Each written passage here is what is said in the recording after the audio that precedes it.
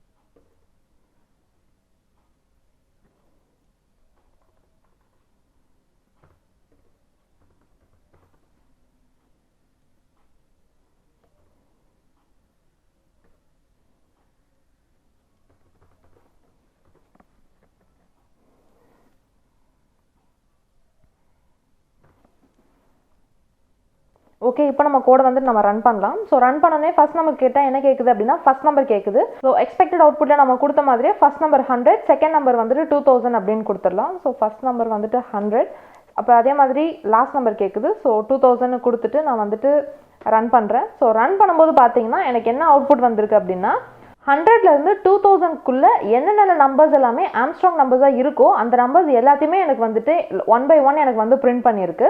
So இந்த output வந்து எப்படி வந்திருக்கு அப்படின்னு நம்ம பார்க்கலாம். ஸோ இந்த வீடியோ பார்க்கும்போது யாராவது ப்ரீவியஸ் வீடியோ பார்க்காம இருந்தீங்கன்னா ஸோ ப்ளீஸ் நீங்கள் அது போய் பாருங்கள். பிகாஸ் நம்ம போன வீடியோவில் தான் நம்ம வந்துட்டு ஆம்ஸ்ட்ராங் நம்பரை எப்படி கண்டுபிடிக்கிறதுங்கிறத நம்ம டீட்டெயில்டாக பார்த்தோம்.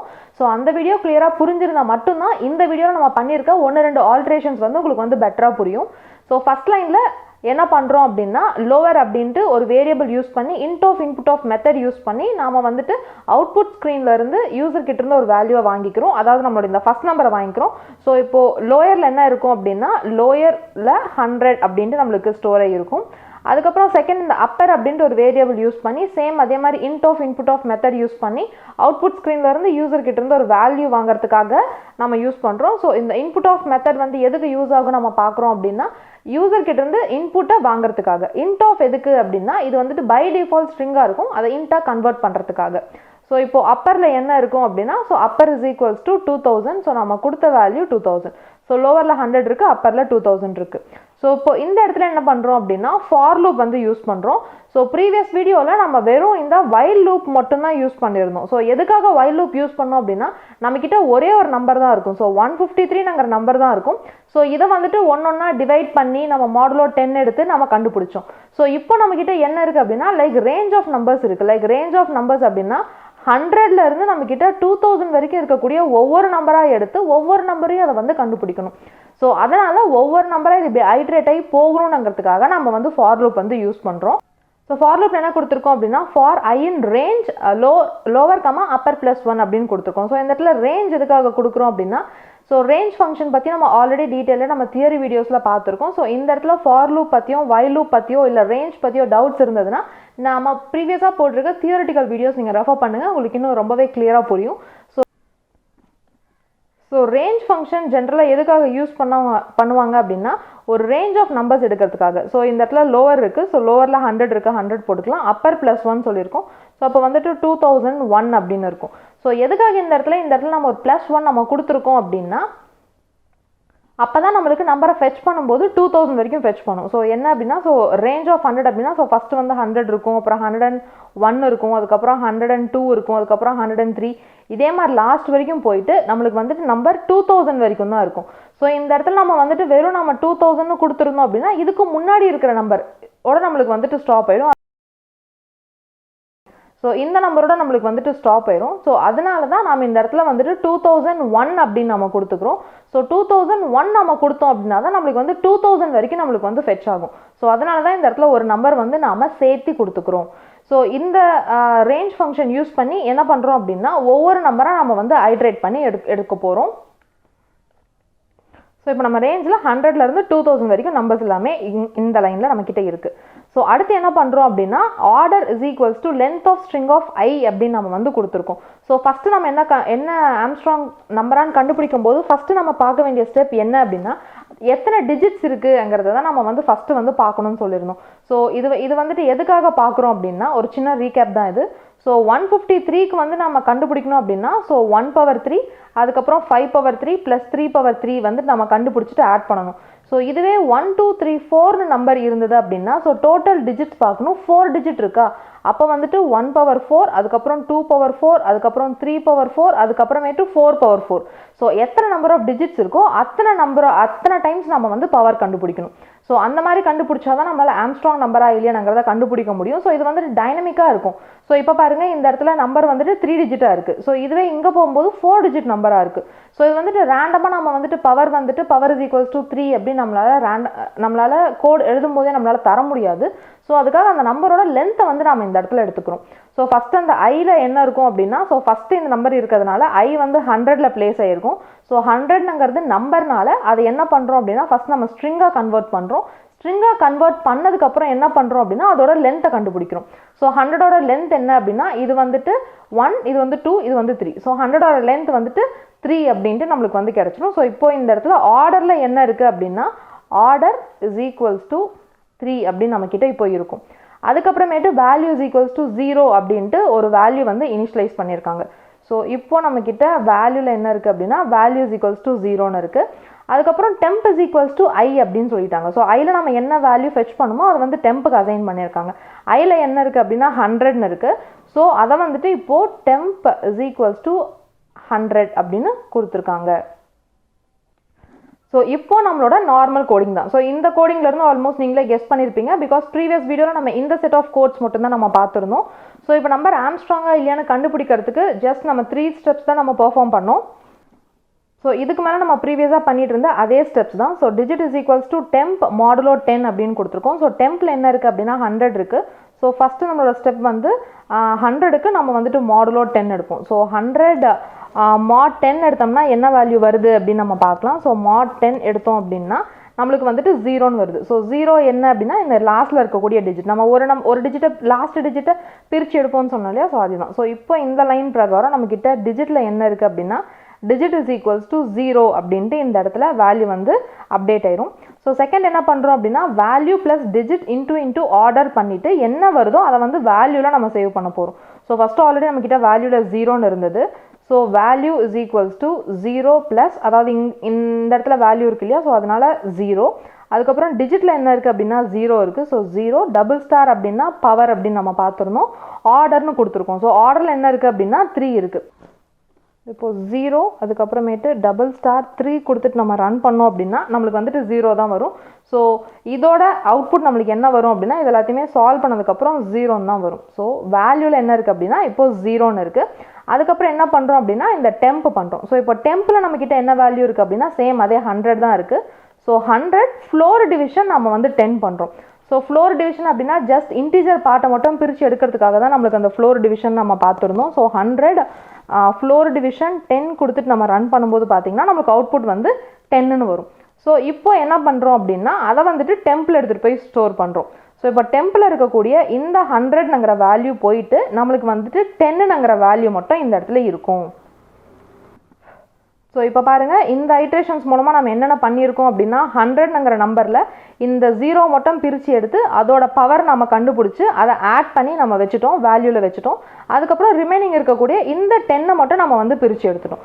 பிரித்து எடுத்ததுக்கு அப்புறமேட்டு நம்ம திரும்ப என்ன பண்ணுறோம் அப்படின்னா இந்த வைல் லூப் வந்து இதோட முடிய கிடையாது. ஸோ திரும்ப இங்கேருந்து என்ன பண்ணோம் அப்படின்னா மேலே வைல் லூப்புக்கு போகும். ஸோ டெம்பில் இப்போ என்ன இருக்குது அப்படின்னா 10ன்னு இருக்குது.